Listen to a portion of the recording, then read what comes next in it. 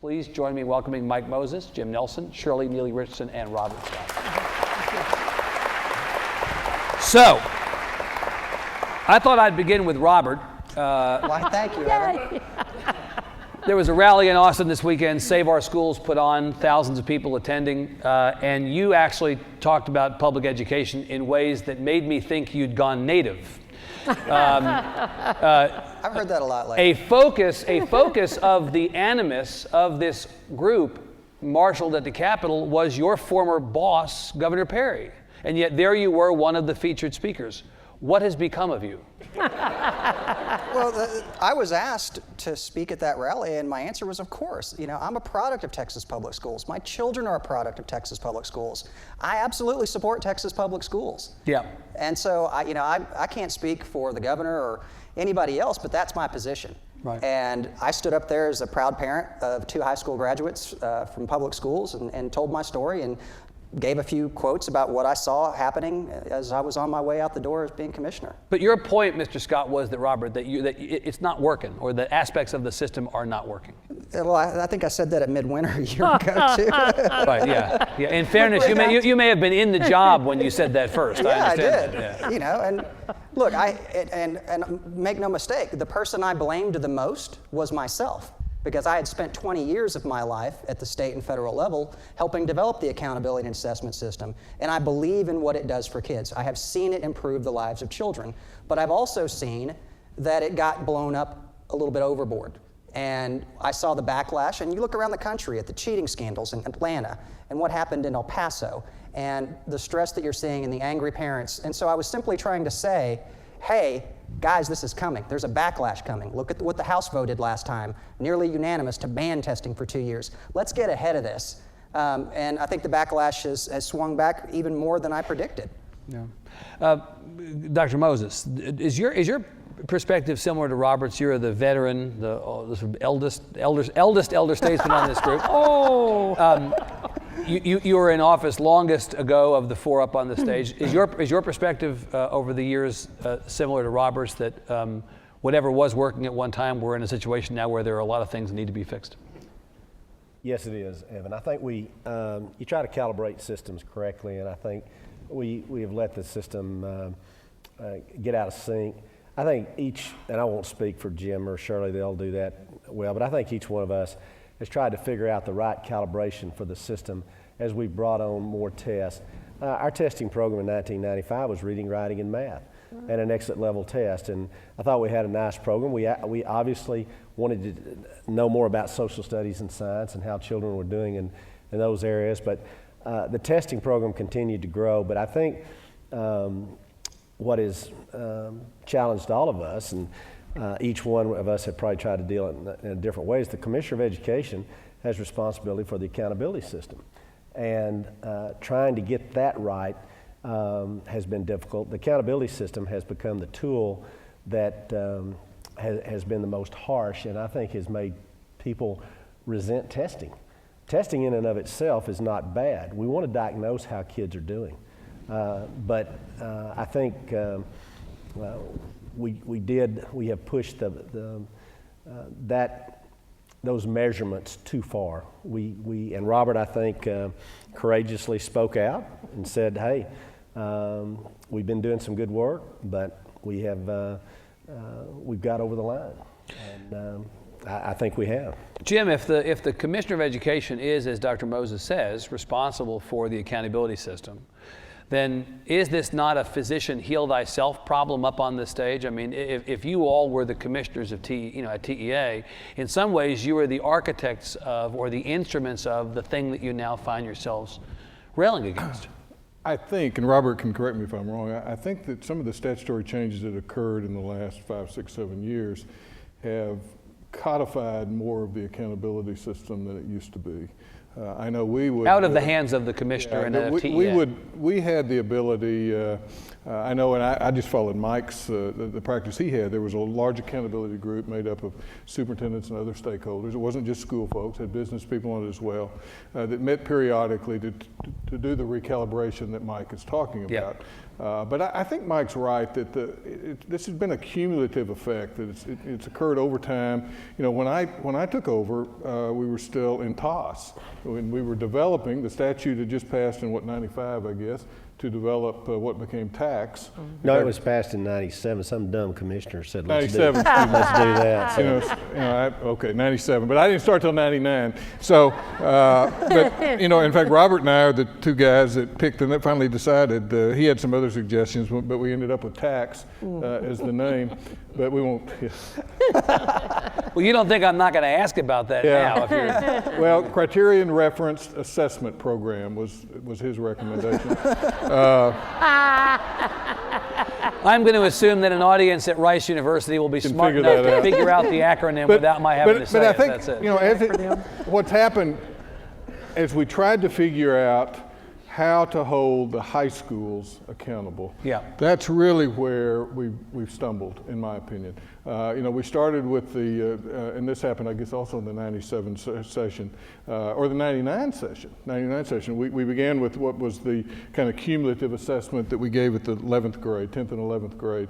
And then that subsequently evolved into STAR, into course tests.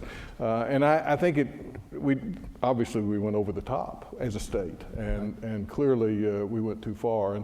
And I think it's time, and one of the great things about this day for me is listening to Duncan and David and the Charter and Choice group and the legislators and everybody else. I think there's a real sense of awareness that we have gone too far, and that we have to figure out ways to back that up and do what's right by kids. But we can't forget how this started. This started because this state was doing a terrible job of educating poor and minority children. And the first time we gave these tests in the mid-90s, we found we had this huge achievement gap.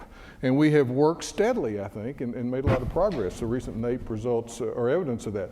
So you can't throw everything out, but we have to find ways that more children, more young people can graduate from high school either ready to enter the workforce or these CTE courses, I assume we'll talk about that at some point, or the Rice Institutes of the world. And we're not doing enough of that. Ms. Richardson, I want to try to stay on this question of provenance. I keep hearing a lot about how we went too far. Who's we in this case? Was this a question of, was it inside the agency? Was it politics from above putting pressure down on TEA? Was it the legislature clamoring for some kind of an accountability measure that got out of whack? How did we get here exactly, do you think? Well, I always put my superintendent hat on, and what I would try to do as commissioners say, you don't understand the accountability systems we have in play already at the local level. We were doing benchmark testing, measuring students, how effective they were doing. We already had that level. Then we had the state level, tax for me. And then we had on top of that, the federal level. And I used to say, in Galena Park, the politics says a 100 light bulb. As commissioner, it was like lights in a stadium.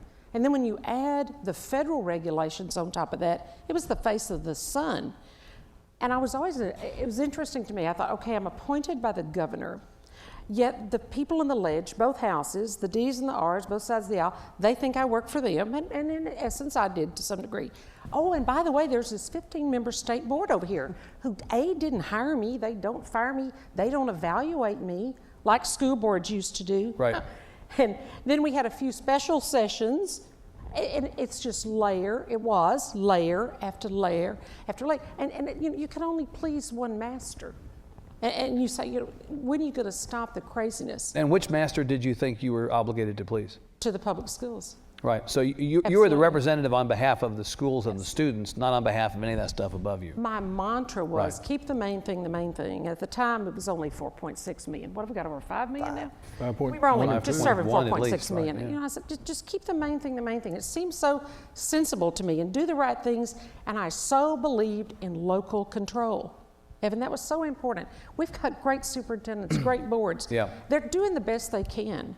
And yet they have so much bureaucracy and so many different layers when you add the changes at the state level and then the changes at the federal level. And a good example, you could have a school district or a school that was recognized or exemplary, yet they didn't meet the federal standard. Mm-hmm. How do you explain that to your public? They couldn't understand that.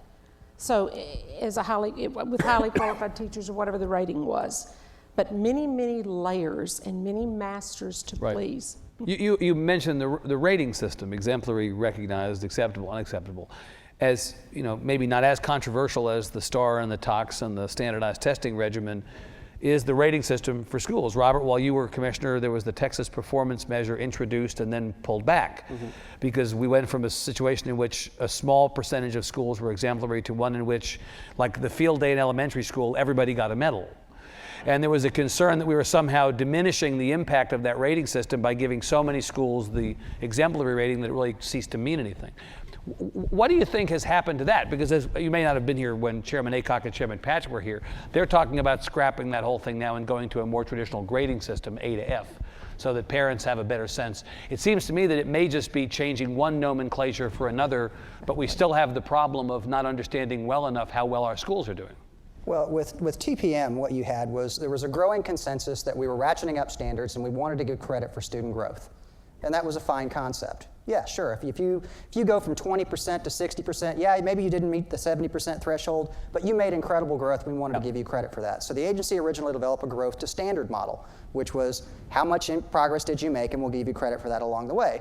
In the discussions and negotiations through the process, they said, no, we want a regression analysis. We want a regression analysis that analyzes this, and then they use the word projection in the statute. Who's they in this case? This is a combination of legislators and staffers that have these conversations with agency staff, and then you've got the contractor, and they're all in a room trying to figure out what the statute means and how best to implement it. So they came up with TPM. And TPM was accurate and valid. We actually validated it against the largest national projection measure or regression analysis, which was EVOS, and found that it was more accurate than EVOS. But then, you've got people picking it apart. And you had House members and others saying, it was not valid, that students could not get any answers right, but projected to pass next year. Well, it turns out that, yeah, they were right. The student did pass next year. But it got politicized. And I remember in coming home one day and going to my mailbox, and there was a letter from a guy named Bill White who was running for governor. And I opened up the letter, and it said, TEA is lying about the rating schools get because they're giving credit for growth. This wasn't a personal letter to you. This was a mailer. It was no, it said to Robert Scott. Pretty personal. So I got it, and so I don't want to disappoint you. That may not have been personal. But. Well, it said my name on it. I'm sure he signed it. So yeah.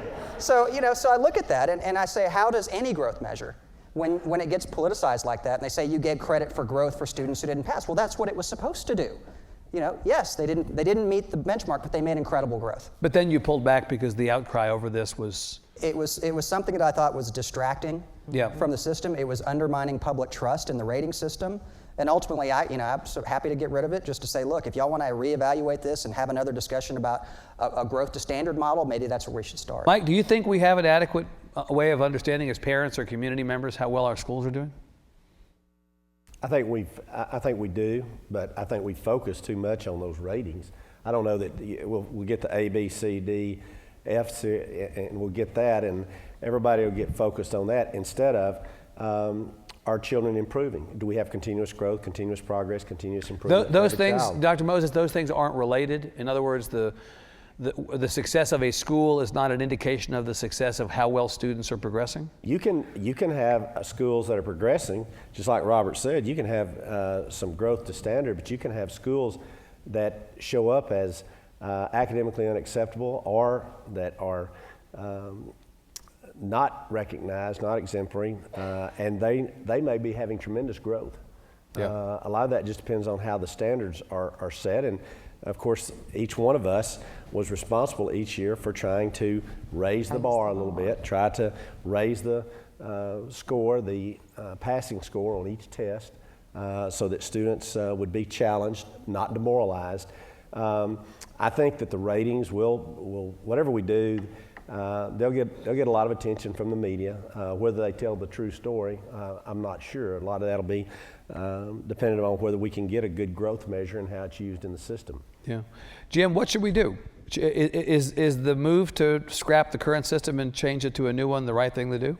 Would you be pushing for that if you were still commissioner? I was very interested in the comments of both Chairman Aycock and Chairman Patrick, in particular Chairman Aycock. I think the approach in House bills at five,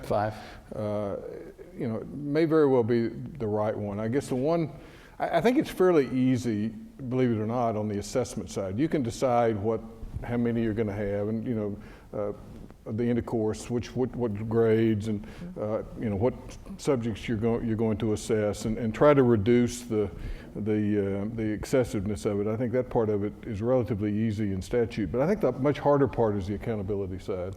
It is, we can sit here and say, well, I could do better than that. Well, I can tell you up front, it's very complicated. We went from having just a handful of measures that you were judged against in the mid-90s to where we now have 30 or 40 in 2013. So I would hope that the legislature is cautious about trying to write a law that does that, because I just don't think it'll work. I think we need to give the agency the opportunity through this process that we've used in the past to develop a system that the public can buy into. But we're still going to have to come up with some way to be able to inform the communities how the schools are doing, but we need to do it obviously differently than we have in the past. Right. Ms. Richardson, let me ask you back to this question of testing and HB 5. What HB 5 that Chairman Aycock has introduced in the House would, among other things, take the number of tests required to be taken by students from 15 down to 5. Mm-hmm. Does that sound like a good number to you? I want to ask each of you whether you're in support of this pullback to that degree. Should it go farther, or is it going too far? You think 15 to 5 sounds good to you? I think everyone's going to say less testing is better. Public school folks aren't afraid of testing. We never have been. We like accountability. What's interesting, though, is parents are so savvy now. They know to look at the ratings. They can go on the internet and find out which schools are really doing a great job, and they use that rating. And I think we keep our parents so confused. They were just getting used to what tests students had to pass in one grade level to promote to the next. And they all knew that, and they worked with us. And now we're changing the course again. And we've done that for the past, 15, 20 years. So five sounds like a reasonable number to you. I don't know what the magic number is. I don't know that there is a magic number. But fewer is better, that's the point. Fewer has got to be better, in my opinion, in this instance. Is there any disagreement up here that fewer is better and that we're heading in the right direction with 5? Well, I think, look, I'm the guy that apparently started a lot of this discussion, at Midwinter by saying that the system had become a perversion of its original intent. But if you listen to what I said at Midwinter, I wasn't talking about scaling back the test. I was talking about the stakes that were attached to them. Right. I was talking about the state getting involved in local grading policy. I was talking about the fact that if you didn't pass a certain number of these tests at a certain level, you were barred from even applying to a 4-year institution. Yeah. So I think that those are the conversations that I was trying to talk about. Yes, less testing is probably going to happen this session. But as I said the other day at the Save Texas Schools rally, as long as there are schools, and I heard Mike Moses say this a lot, as long as there are schools, there will always be tests. Oh, yeah. It's what you use them for and how they're, sure, for intervention, for diagnostic, absolutely. Yeah. It's when you start compounding the stakes on them. And this year's sophomores are going to be that class that really gets hit. So I think that's a big part of the discussion that you have. Yeah, you want to get on that. I agree, and I don't know what the number is, 5. We've got to get past this. We've got much more important work to do in preparing these young people for their lives after high school, whether they're going into the workforce or going to the military or going whatever they're going to do. And we're spending all of our time and effort and resources talking about these kind of systematic kinds of issues. So somehow we've got to figure it out. I was really taken with Duncan's words this morning, and it's something that I've been espousing for a while. We need to free up school districts to do what many of them know how to do. When you're told when you can start school, think about how crazy that is. That the state says, we're going to give you all this freedom, but oh, by the way, you can't start before August 28th. That's just one of 1,000 examples that you could use. I had a meeting with the speaker recently and suggested to him, you've got this list of 23 school districts that have met some criteria that you named them, as I understand. Well, actually, it was named after I left office, but I supported the bill, Senate Bill 1557. That are. What's the acronym? Not acronym, but what are they called? It's the Visioning Institute. Yeah, it's the Visioning Institute's work. But I said, why don't you find 5 or 6 of those districts, the cream of the crop, so to speak, and cut them loose. Just say, you go do whatever you want to do. for 5 years, 4 or 5 years. We've got some metrics you're going to have to report annually. Yeah. We're not going to make you do anything else other than that. And we want to see what kind of results you can get. Right. And I promise you we would have some incredible results. His response was, can we do that? Well, and his education aide said, if we change the law, we can. Got to just change the law first. Ma'am, I mean, the reality is local control has been a mantra for so long at the highest levels of government in Texas. You'd think that an approach similar to the one that Jim is talking about would be, right? Well, and you know, Galena Park was the largest exemplary district in the state. And we took great pride in that because we were 90% minority, 70% economically disadvantaged. And if your school was recognized or exemplary, we did free you up. We did exactly what Duncan talked about. Now, if ever, as the standards increased each year, as we raised the bar, if ever your school rating dropped, you had to come publicly before the board and at a public meeting and say why your scores dropped, why your rating dropped. We didn't have to do that very often, and we put the power back on the campus.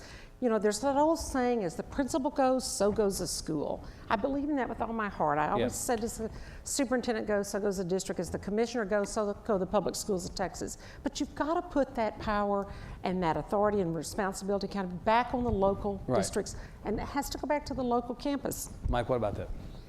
Oh, I agree with, I think all of us, especially those that have been superintendents, think that we need more local control. I agree with Jim. Duncan made a great argument. Let's deregulate the public schools. If we want competition, let's deregulate the public schools. Let's make it easier for the public school boards to grant campus charters. Let's give them the same freedom. The charter school movement will grow then. And then we'll even have better charters. With your permission, I'd also like to at least get my vote in on testing too. Please, I wish you would. I do think that we need to see a reduction in testing, and I think we will. I think there'll be a compromise, it'll have to be, but whether we have 4 or 5 tests that count, I don't have a problem with there being as many as 8 tests if 4 of the tests are reported but aren't used for graduation purposes. We had something like that when we had the 10th and 11th grade exit level test. But here's where I think the damage has been done. Again, I think testing to diagnose where kids are and report to the public is fine, but the damage has been done is we have a public education grant program that information goes out to the public, and you ask, how does the public know how the schools are doing? They get that information in January each year, and they don't know what it means. Then we release test scores in June each year. And then we come out with accountability ratings in August. And then we come out with our AYP ratings right after that. We get so much information out there instead of aligning the accountability system up and reporting one time how we're doing. Can't we do that? Well, we're going to have some cooperation from the federal government, and Robert probably knows more about that than any of us, but you're going to have some cooperation with regard to No Child Left Behind. But we have so many reports that go out with so many different criteria, and then the damage is done to 70% of the people in this state don't have children in public schools, and all they see is a bombardment of what's wrong with the schools. Yep. You follow that up with this, it takes the joy out of teaching. Well, speaking of deregulating the schools and giving people more flexibility at the local level, I want to ask you about this move to choice. This is not a new concept. Each of you, I'm certain that in your various years in office, heard some version of we need to expand the flexibility of parents to move kids to schools. We seem to be on the verge of something happening, unless, of course, it doesn't happen because there's too much opposition in the legislature. Certainly the conversation is taking place that we want more choice. Can you speak up for this or against this? Where do you come down? Jim? let me ask you first. I've always advocated for choice within the public school system, and I would include charters with that. When I was a school board member in Odessa back in the 80s, we had a very diverse set of magnet schools where kids could pick, and we provided transportation where they could go anywhere in the district. This was primarily in the elementary grades. It was initially a desegregation tool, but it long outlasted the court order because the families liked the various options they had. So I just use that as a kind of a baseline. But I was really pleased with that was the one panel that I was really most interested in, the one we heard this morning. And I think the kind of cooperation you're seeing between, Raise Your Hand and Duncan and Rosemary and Clarice and good charters specifically, I think is very, very productive. And I think, somebody who now works in public schools and charter schools all over the country, right. That's really, really good to see. I don't support, and have never supported the idea of taking tax money and under whatever guise you do it and send it off to private schools. I think clearly Texas schools are underfunded, and that would just make it worse. But so I don't. Does that answer your question? It absolutely does. Robert, it sounds like Jim is opposed to the idea of taking tax dollars out of the public system and into private and parochial schools. It sounded this morning to me, so is Senator Patrick opposed to it.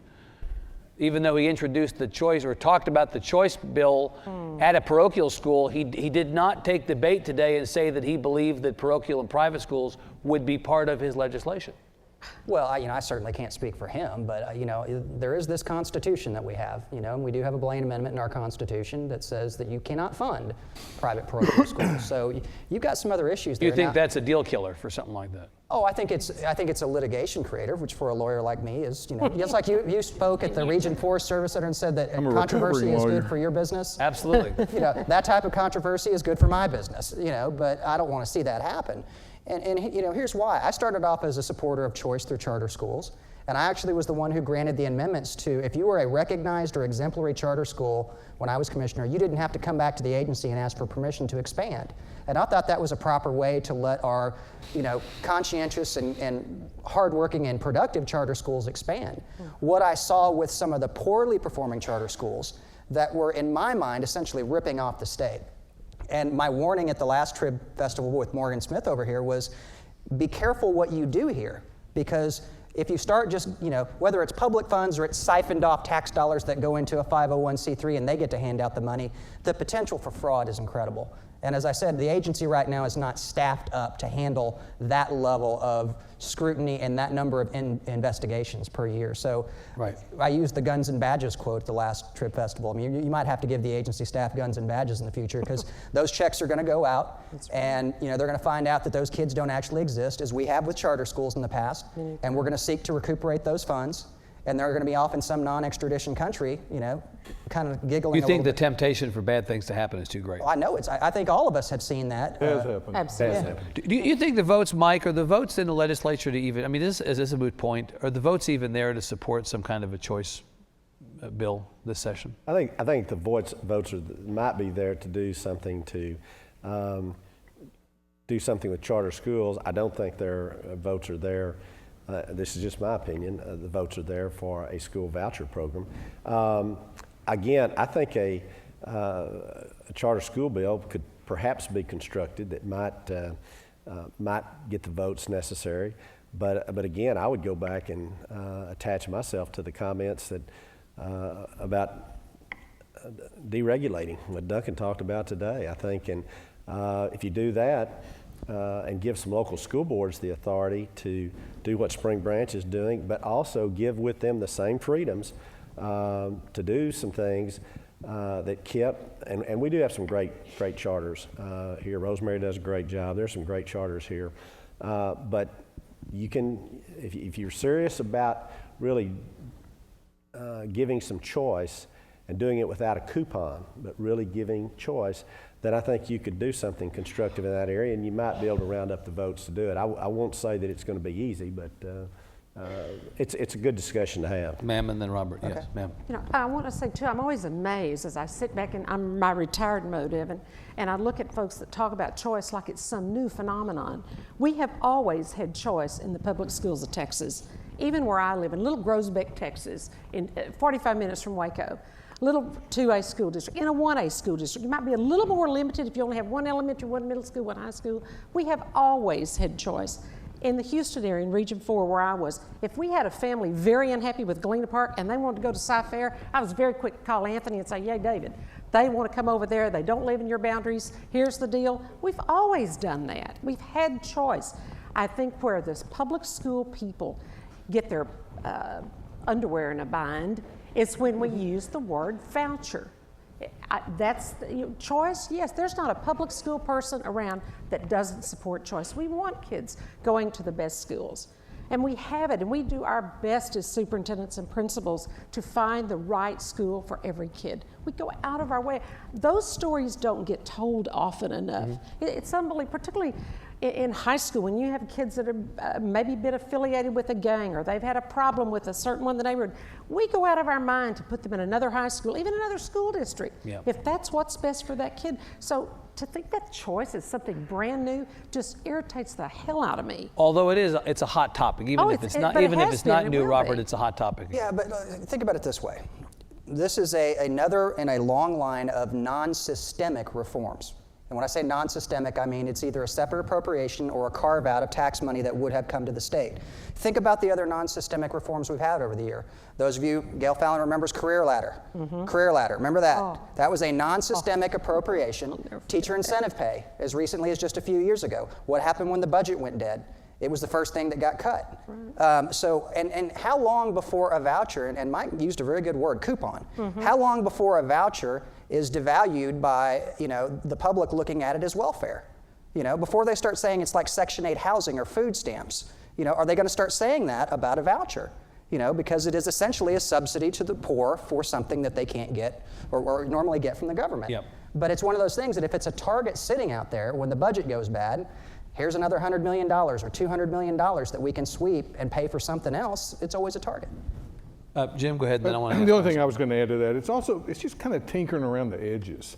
I mean, we have over 5 million students in this state. So I mean, if we accommodated, if there really are 100,000 kids on the waiting list, and I suspect a lot of those from these schools that could be replicated if they wanted, the KIPS and the YESs and those kinds of things, if they had the ability to replicate themselves. Even if you did all of that, you're not even talking about another percent.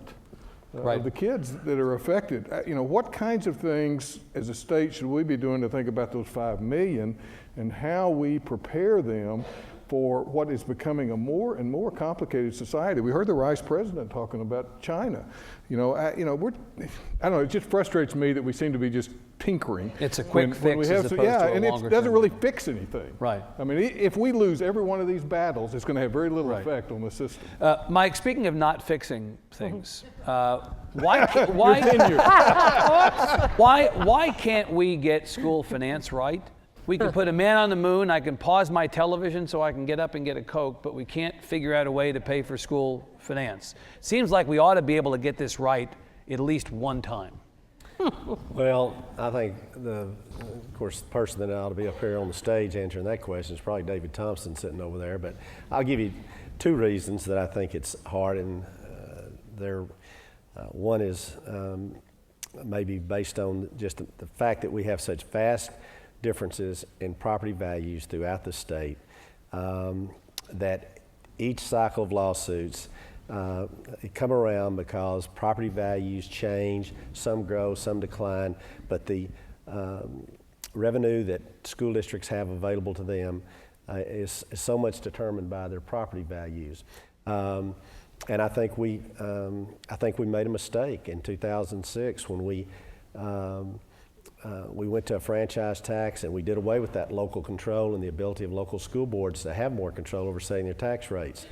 The other reason that I believe that school funding is difficult, and many I know all of these folks have heard me say this, but our population, Steve Murdoch has taught me this, that the demographic change that is the most profound in Texas is not regarding the under 18, it's the over 55, and it's the growth, huge growth in the number of students. It's the graying of America, I guess, and the huge number of people that do not have kids in school, that 70%, and wonder, what am I paying for?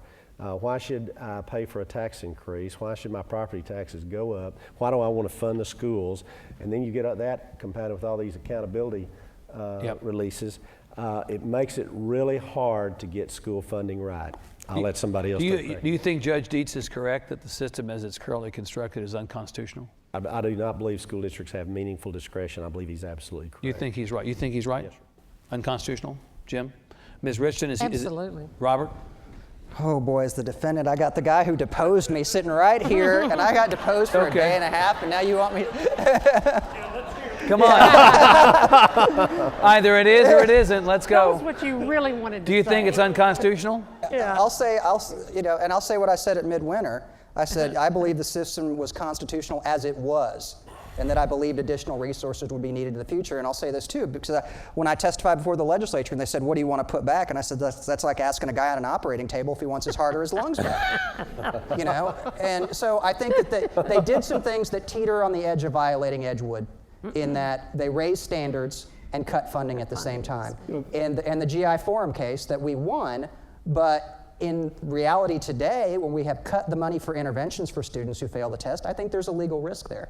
And I want to real quick, Jim mentioned the criterion referenced assessment program earlier. That was only half the story. He asked the other half is I said no. He said no. But I hadn't slept for like 2 or 3 days. And Jim sees me in the back hall behind the Senate chamber, and he's just, what are we going to do? What are we going to do? And I hadn't slept, and I'm like, this is what we're going to do.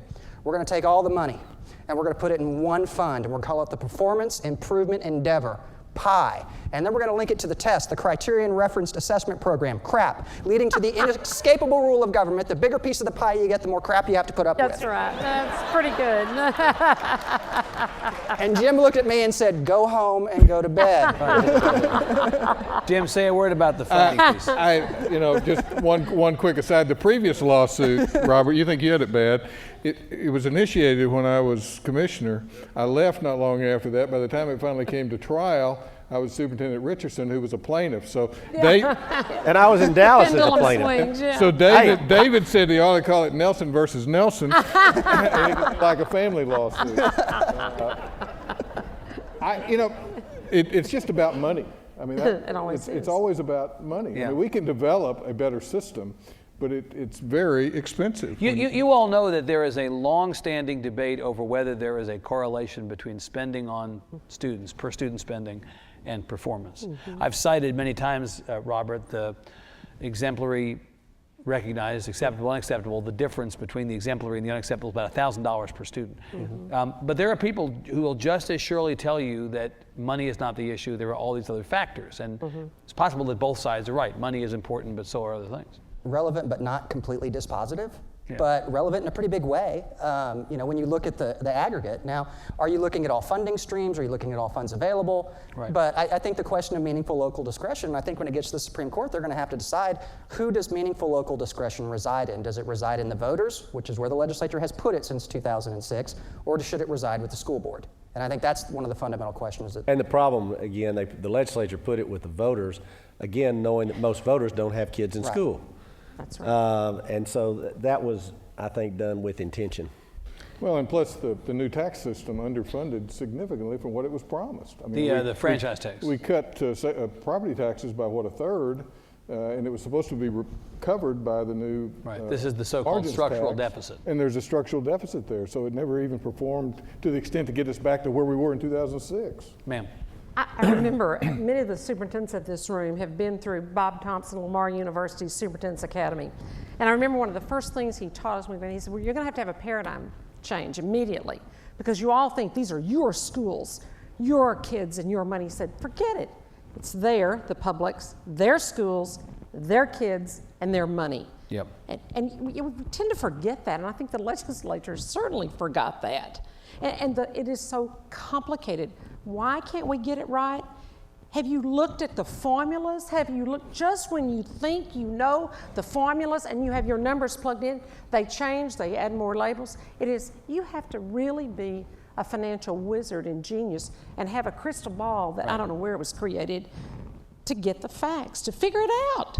And some are better at it.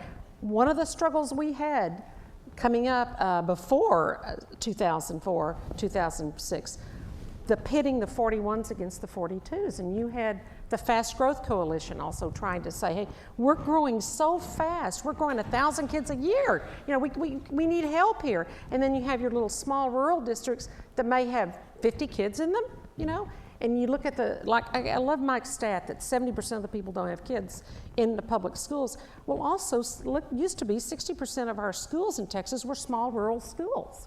They are not the big city schools. They're small rural. It's more than 60%. How on earth do you find funding For the 4-6s Ranch School, which has 96 kids, they're the students from the 4-6s versus Dallas or Yep. Houston. How do you make a level playing field? Not one size fits all. That's fair. I mean, it's just crazy Complicated. Very because of the Paul Sadler diversity. used to say we don't fix. Yeah, I think And then you have 1,036 school districts. That changed. I got to close one, 1,035, and charter schools, and I got to close a few of those. And it's mind-boggling. Well, so Evan. given how complicated it is, I want to ask about the one thing we haven't talked about, but that I promised myself I would ask about before we open it up for questions, and that's politics. Mm-hmm. You were all appointed by governors. Mm-hmm. Each governor who appointed you two ended up running for president. The 1999 legislative session really played out against the backdrop of the nascent George Bush for president campaign. The 2011 session, we now know, played out against the backdrop of the nascent Rick Perry for president campaign. How much pressure do you get from above in this job, given the fact, Mike, that it's no longer the State Board of Ed that makes the call on the Education Commissioner? How much is the governor's office and the governor's office's agenda driving policy down into TEA? What was your experience? Well, I think anyone would know if you're appointed by a governor, you have to be responsive to that governor's agenda. And I'd say that all of us probably have a different perspective on that. Mine was that, and maybe it was because I was the first commissioner that was a straight appointment by the governor, but that governor, then Governor Bush, here are 3 or 4 things we really need to work on. And Robert was an executive assistant for me, and we were left to work on that agenda and given a lot of latitude and a lot of freedom, and had very little interference. He didn't say you can't do these things, you have to do these things because I'm trying to burnish up my national profile. I served through the fall of '99 when Jim came in. Sorry, Jim. I know you're Jim. And went through the '99 legislative session there, but no, that was not. You heard people talk about that, but that Robert would probably, or Jim would know better probably after I left. But during the time that I was there, that was not driving a political agenda.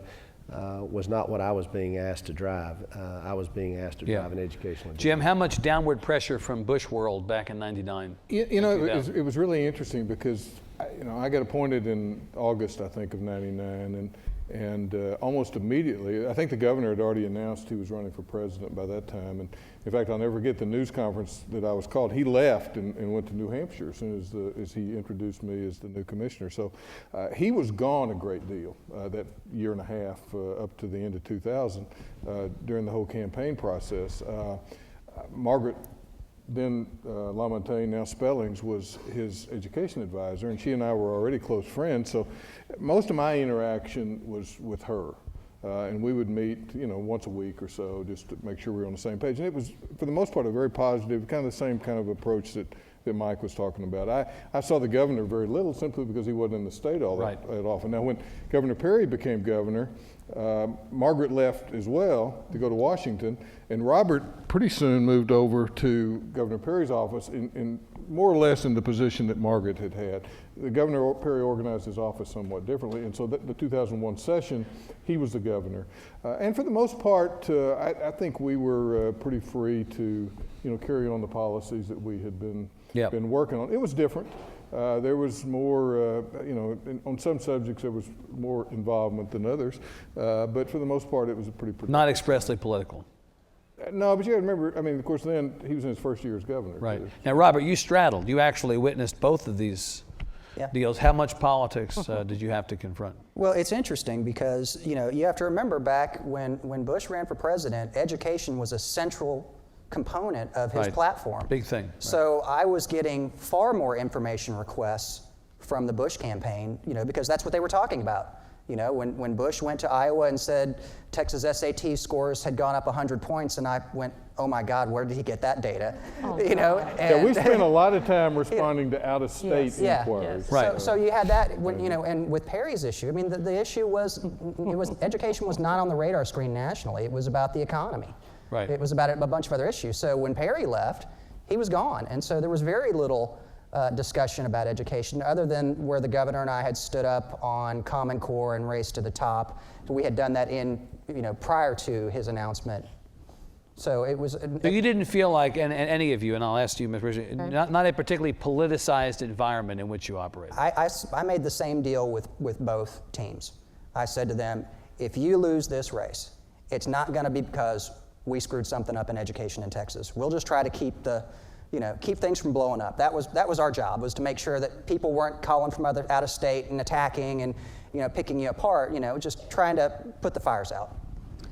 Most governors want to be known as an educational governor. I haven't heard many of them that don't want to say, man, I'm the education governor. Yeah. They just do. And I think the public schools of Texas have made our governors look really good, Bush and certainly Perry. I truly do. The advantage I had coming in as a public schools superintendent was having Robert Scott as chief deputy. So in essence, the governor's office was always there. They never went away. And right. I had like Jim. He was like an underground tunnel to the government. Absolutely. And I had very little interaction with him, and that's okay. I wasn't hired to do that. And I always had to tell myself this.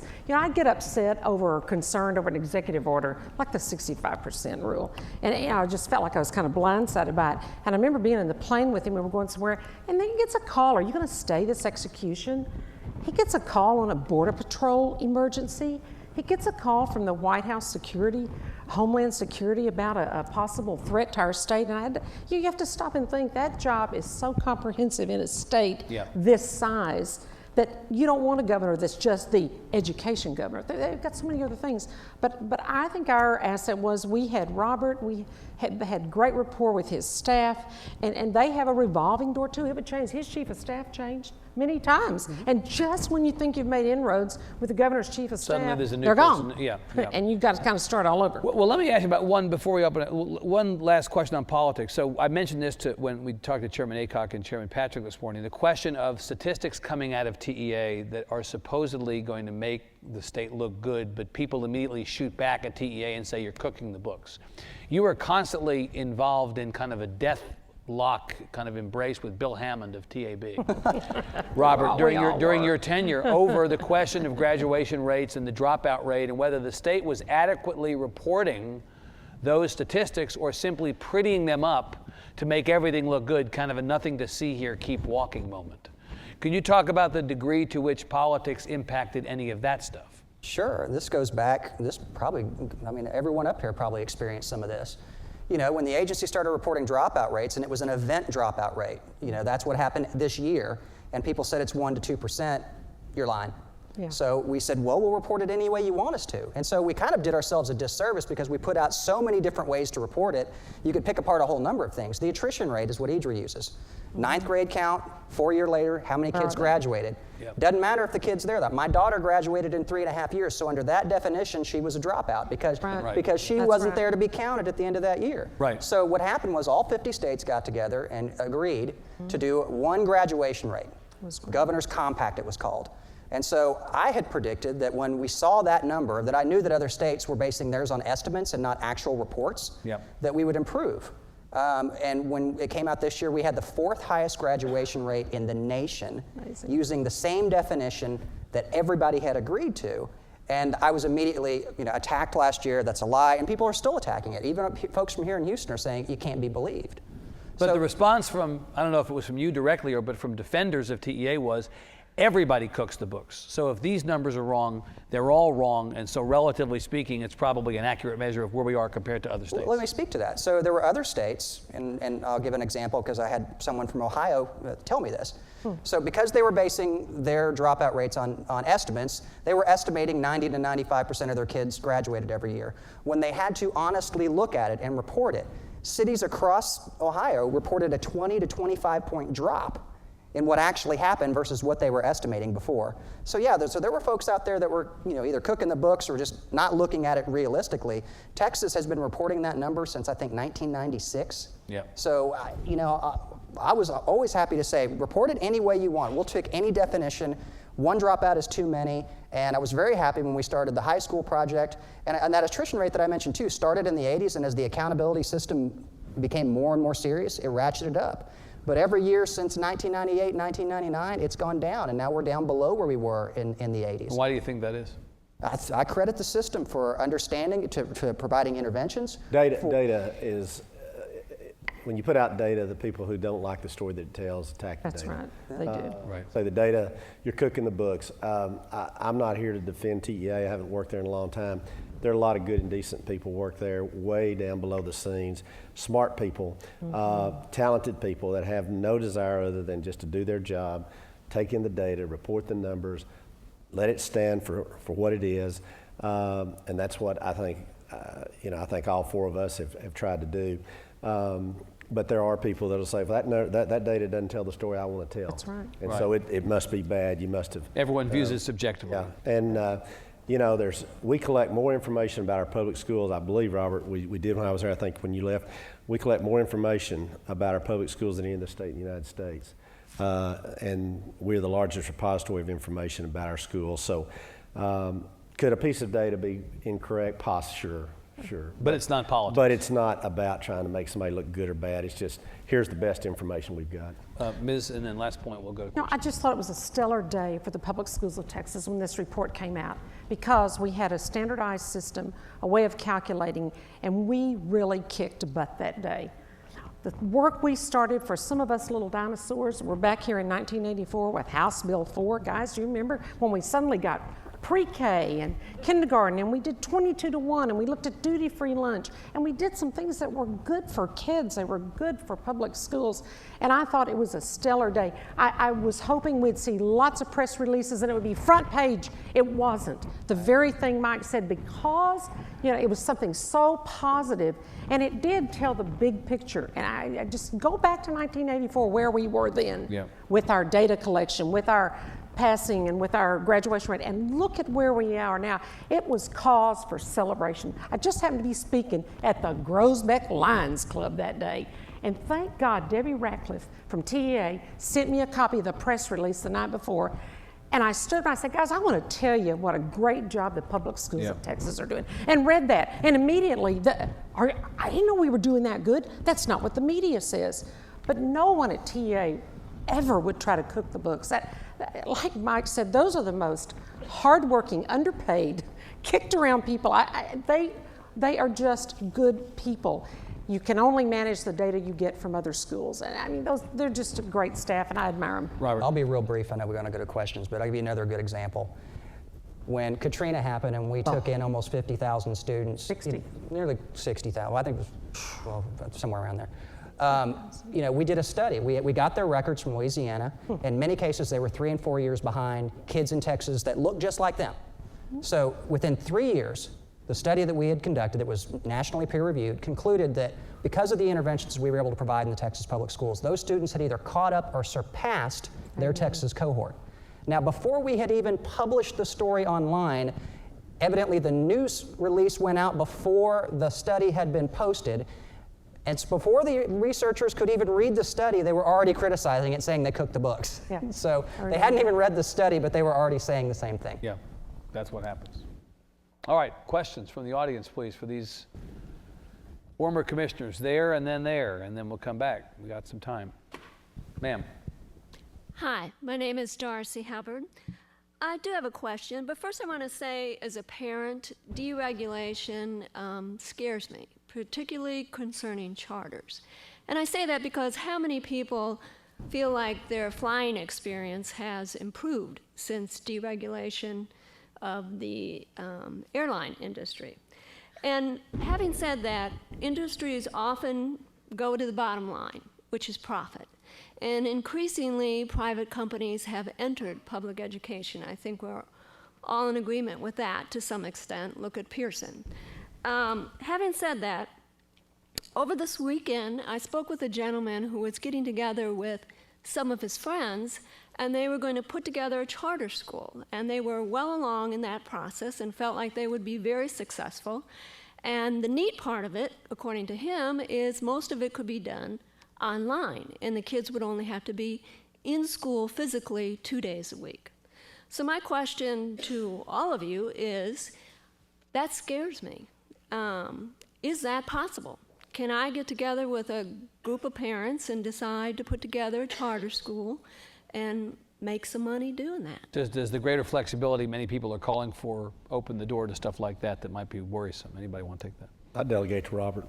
Well, okay, so I always did. I say that was a problem in the past, particularly when the state board was giving out the initial rounds of charters, that there was horse trading going on. There were charters that were granted that probably weren't ready for prime time, much less to open it up. I think the agency has done a good job in this past year of enacting new charter rules so before they could even get to the board for a vote, they got to have their house in order. They got to show a solid curriculum. They got to show they understand the state and federal laws regarding charter schools. They got to have their 501c3 in order. So it's harder today to do what you were talking about than it was years ago. But again, if you start this new choice program, I say you have to be very vigilant about that, because if you're just giving this money to a 501c3 and there's no regulation or no accountability and it's just a free-for-all, then you definitely run the risk of that. Ma'am. Hi, I'm Mukta Pandit, and first of all, thank you so much. It's so amazing to have 4 such experienced people who have served the agency over the years. So my question was, I've been listening to a lot of panels this morning, and there's certainly a wide variety of views.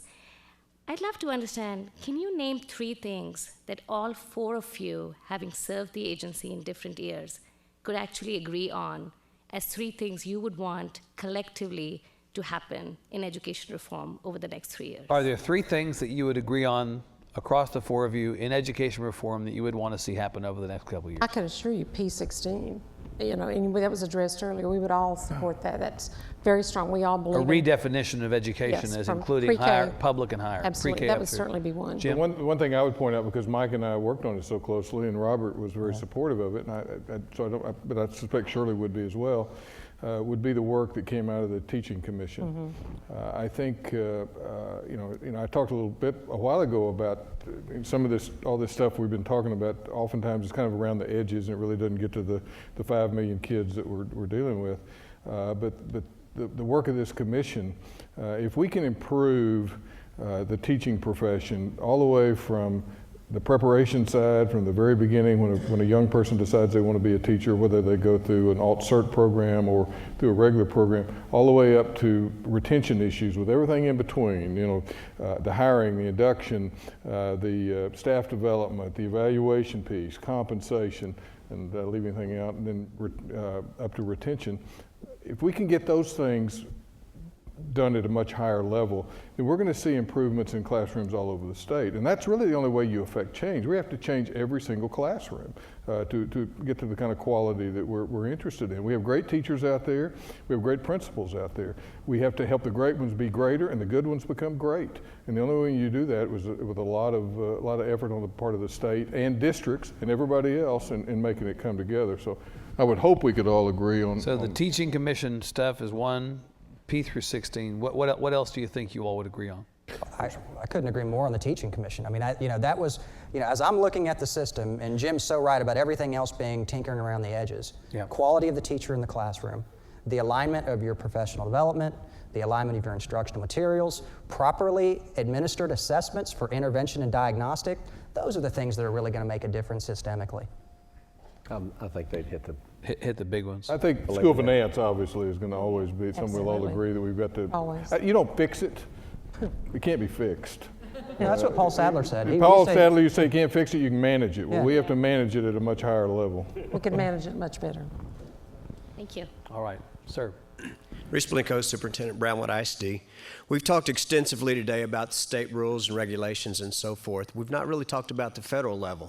What do you think about No Child Left Behind? It's kind of long in the tooth, and what do we need to do to get a fix at the federal level? And for that matter, Race for the Top. We ought to probably include Race for the Top, Robert, which you've been quite transparent about your feelings on. And I'll say this as a Texan, as I'm traveling the country these days, we're getting blamed. People really do honestly believe that every aspect of No Child Left Behind was the Texas system, and it wasn't. And let me give you 2 examples. AYP and special ed caps were 2 of the perplexing issues that face Texas schools, after the implementation of No Child Left Behind. Those 2 issues were never part of the Texas system. They were actually, when I was working on Capitol Hill in 1993 and 1994, those were reforms that were proposed by Senator Ted Kennedy and a congressman named Major Owens. And I remember being in the conference committee with the staff when we were doing the precursor to No Child Left Behind, which was called the Improving America Schools Act. Down at the end of the table, Secretary Dick Riley stood down at the end of the table and said, we're not going to have those provisions in this bill. That's a state issue, and we're not getting involved in that. And so I think that the poor bargain that was made with No Child Left Behind was trading. They're coming after you. They have heard me, and they are going to stifle my speech, but they won't stop me. Anybody who knows me knows I will shoot my mouth off, especially these days. So I think the poor bargain was to try to trade AYP and special ed caps for supplemental services and school choice. Because I don't think either one of those worked well together. Now, I will say this, to be fair to the federal government, we were exempting far too many kids from exams under special education. We were. They were right about that. Their solution was the wrong solution with the 1% and 2% cap, particularly if you go to a community like Gladewater that has a large residential facility for profoundly disabled kids. So they were right on the problem. I think that they got the policy a little bit wrong. You all feel like the Obama administration's policy on education has been to your satisfaction or not? I mean, I'll take the questioner's point. Anybody? I'll be happy to, because I've been an outspoken critic of it across the country. You've been banging on Arnie Duncan and those guys from the very beginning. Look, take the SIG program, the school improvement grants, four turnaround models, fire the principal, fire a certain number of teachers, they started in Texas. And I went to see the secretary and I'm like, look, we've been doing this for years. They don't work. So what's their response? They said, we're going to fund $3.5 billion of what we already proved didn't work. And Race to the Top, I think, was a tragedy in that I really think it could have done some good things. But tying it to the Common Core, in my mind, was not going to happen in Texas because our law would have had to have changed. And I didn't think after we had developed our college and career readiness standards already, abandoning all of that work to adopt something that hadn't been tested was poor policy for us. Jim, what do you think? About the Obama administration, Duncan, race to the top. It's interesting, because a part of me has benefited from that in all candor. I mean, we do work all over the country, and so we've been ridden into some of these race to the top things. We're in an I-3 grant in Florida, so we've certainly benefited from in some ways. I think the jury's still out. My bigger concern is that Congress has completely failed to address the issues in No Child Left Behind or ESEA for now, going on 12 years, 13 years? And we knew early on that some tweaking needed to be done. Margaret just came in, and she may not appreciate this story, but I'm going to tell it anyway. When the law was passed, I was commissioner. And some of you may have forgotten, but it was nearly unanimous. I mean, it was maybe the last bipartisan act of the United States Congress. I was at a session where Ted Kennedy, John Boehner, George Miller, and the president were, arm in arm, dancing. It was a great, happy occasion. And I think there was a lot of excitement about the possibilities because for the first time we were going to really see, and we Texans knew what was going to happen. A lot of states were going to find out for the first time how really poorly their poor and minority children were doing. And they did. And they did all kinds of things to game the system after that. So, I think that's where, Secretary Page told us, all the commissioners, we were at a meeting at Mount Vernon, which is a great place to have a meeting, by the way. Yes, it was that, we all had to stack the legislation in front of us in a big folder and notebook, and somebody asked him what kind of waiver authority, they're going through, they're looking for waiver authority, and he said, I don't have any waiver authority. And that was pretty well the way it stood for a little while. When Margaret became secretary, there were some serious issues that Congress simply would not address. And so they began to have some ways to work around some of those problems. Well, now it's just open season for waivers. And I don't know that the law's ever been amended to give anybody that authority, but Congress, in my sense, and this is where I may be really out on a limb, that's what they wanted to do because they don't want to deal with it. And they just don't have the guts to get in there and really try to solve some of the problems and to make it a workable law in 2013. Whereas, 2002 was a whole different story. So I think we have a lot of work to do at the federal level. I don't know what's going to happen. I know the kind of hodgepodge way the administration has done it's certainly been problematic for a lot of people. Jim makes a very good point about the Secretary's waiver authority. Yeah. It generally applies to waivers to states and school districts. I don't know of any provision of federal law that allows the Secretary to waive prohibitions on himself that Congress has enacted, particularly related to curriculum. And so you look at California that attempts to apply for a regular waiver, standard waiver, rather than this new conditional waiver, and is told no. So I think that Jim makes a very good point about that. Okay. I'm being told we are out of time. I'm really sorry, questioners. I apologize. Please come back up to the mic at the end of the next panel. We're very fortunate to have had these guys up here. I want to say one last thing. Yes, sir, Mike. I just want to thank Evan Yes. for causing Good. this civic, Yes. A civil discussion. It is today. civil. Very Civil and That's civic. it, but we appreciate you. This is the Good. best Good. one of these I've ever been involved Thank in. you, Very good. commissioners. Good job. Moses, Nelson, Good job, Evan. Richardson, and Good job. Scott. We'll be back soon. Give us a short break. We'll be back. Mike, thank you.